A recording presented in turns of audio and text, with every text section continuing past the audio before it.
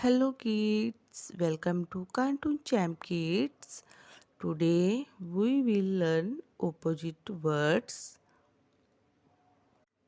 big, small, fast, slow, happy, sad, day, night, clean, dirty, full, empty, laugh, cry, give, take, buy, sell, start, stop, push, pull, inside, outside, high, low, near, far, light, heavy, old, new, thin, fat, win, loss, come, go, smile, frown.